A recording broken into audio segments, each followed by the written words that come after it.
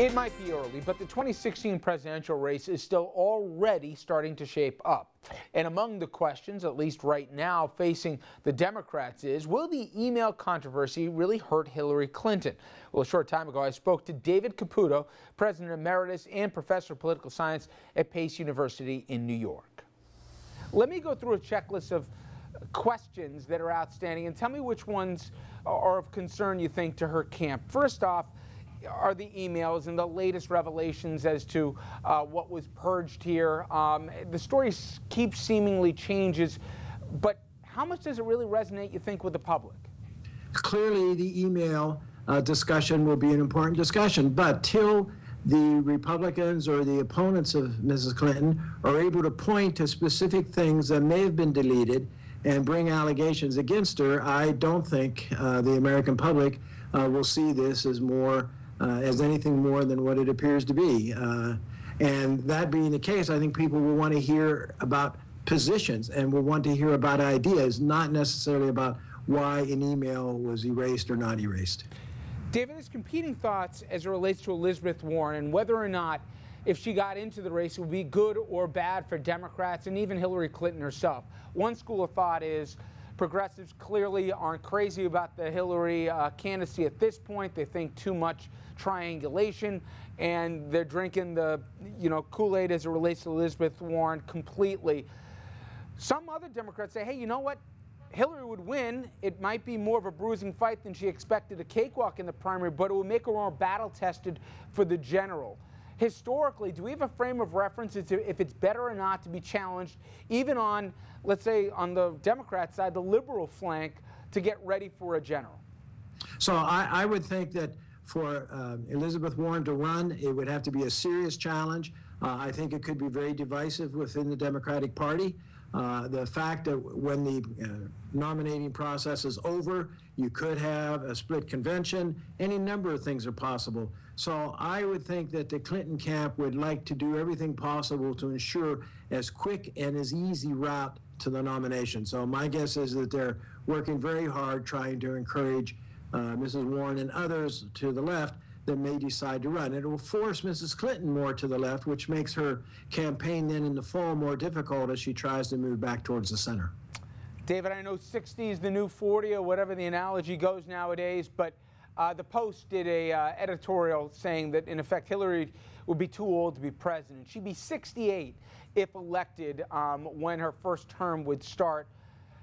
Will age be an issue, whether or not, the Republicans, assuming she won the Democratic primary, assuming they'd try even obliquely to make it one, will it matter to the voting public, you think, at 68 being a candidate, albeit with good health? I think it largely depends upon the ideas and the energy that the candidate shows. I think that would be important. I'd go back to Ronald Reagan and his famous comment saying that he wanted to hold someone's youth against him when he was in that particular campaign and his age came up. I think age could be a factor depending, again, who the Republican nominee is and whether or not that person shows greater energy and a different set of ideas and so forth. But I think for most Americans, I think they would argue that this is a uniquely positioned candidacy and one that age should not rule out. What do you think the best role would be for Bill Clinton, given his strategic brilliance that everyone acknowledges and obviously name recognition and all the benefits, but at the same time, he's a guy that goes off script and is notorious for doing so. If they had their druthers, what would Team Hillary love to use him best as?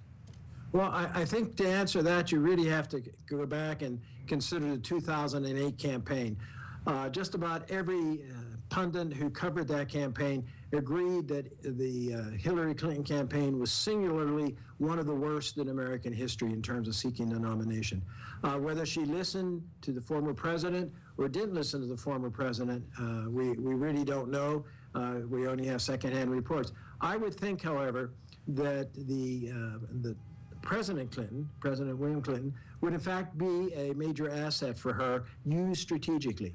I think that during the nominating process, I think she'd prefer not to have the president involved. And I think that's one of the reasons why there's an interest in keeping other candidates out. Let's go to the other side of the aisle, because it's clear that Jeb Bush is trying to simultaneously reestablish his conservative bona fides here with the base, but at the same time make it clear that he's his own man and is moderate in certain senses. But if you needed a reminder as to how much of a challenge it will be to thread that needle, just look at this week. We're reminded as we approach the 10th anniversary of the Terry Schiavo case, and then also what we see in Indiana going on right now with a freedom of religion case, but yet at the same time, many, if not the vast majority, say that that's clearly discriminatory against gays. How challenging will it be for Jeb Bush or any other Republican that wants to hold some level of moderate positions on their platform to be all things to all people in the Republican Party? I think it'll be very difficult, and I think that's one of the challenges, and I think you can find nuances between what Bush is saying and what some of the more conservative candidates are saying. While Bush did come out and say that he would not object to the Indiana law, there are other instances where he's been more nuanced. I think his difficulty is, I think clearly he perceives that in order to be elected president, he has to be a centrist, move more towards the center. However, he also is a realist in the assumption that to be selected as president, he may have to move further to the right during the primary process. So this leaves him with a really basic conundrum, and I think it's one that he'll be balancing throughout. He'll probably pick the issues that he will balance it on. Immigration may be one where he may distance himself some from the harsher position that some of the other Republican candidates have. Well, David, I certainly appreciate a few minutes today. Thank you so much. Thank you. And when we come back, we'll take a look at headlines making news in the Hudson Valley.